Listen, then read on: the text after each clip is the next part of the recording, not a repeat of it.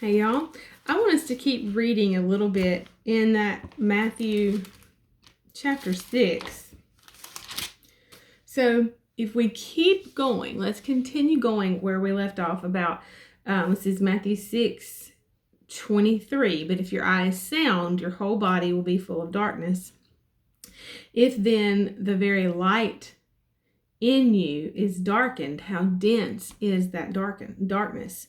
No one can serve two masters. Either he will hate the one and love the other, or he will stand by and be devoted to one and despise and be against the other. You cannot serve God and mammon. Deceitful riches, money, possessions, or whatever is trusted in. Jesus says here, you cannot trust in God and something else. You trust in God or you trust in other things. He says, therefore I tell you, stop being perpetually uneasy, anxious and worried about your life, what you shall eat or what you shall drink, or about your body, what you shall put on. Is not life greater in quality than food, and the body far above and more excellent than clothing? Look at the birds of the air. They neither sow nor reap nor gather into barns, and yet your heavenly Father keeps feeding them. Are you not worth much more than they? And who of you by worrying and being anxious can add 1 unit of measure to his stature or to the span of his life?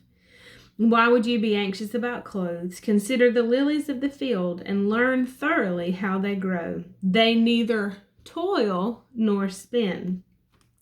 Yet I tell you, even Solomon in all his magnificence, his excellence, dignity, and grace was not arrayed like one of these.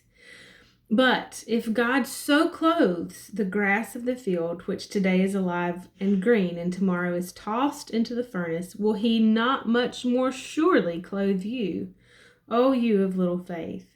Therefore do not worry and be anxious, saying, what are we going to have to eat? Or what are we going to have to drink? Or what are we going to have to wear? For the Gentiles, the heathen, those without God, the Gentiles wish for, crave, and diligently seek these things. And your heavenly Father knows well that you need them all. But seek, aim at, and strive after, first of all, his kingdom and his righteousness, his way of doing and being right. And all of these things taken together will be given you besides. I think it's really cool that where we've been talking about seeking his way, doing things his way of doing and being right, his righteousness. We're studying, meditating on his law and his words. And that chapter, or where Jesus says that in Matthew 6, is also where he talks about the eye being the lamp of the body and the importance of it being single. Jesus puts it right, he lays it out plain. If your eye is single, let's go back there. 22, if your eye is sound, if your eye is single, then your whole body will be full of light. You will know what to do, where to go, you will see. But if your eye is unsound, evil, diseased, blind, you cannot see. You're not going to know which way to go. And then he says, seek after the kingdom, how God does things, his way of doing and being right. And he says in that passage there, he says, stop being perpetually, I'm trying to go back and find that. In verse 25, he says, stop being perpetually uneasy and worried about your life. Perpetually anxious and worried. That's like that unintermittent toil, that continuous toil. Perpetually is never ending or unchanging, occurring repeatedly or so frequently as to seem endless and uninterrupted. He says, take no thought of all of these other things, but seek God's way of doing and being right.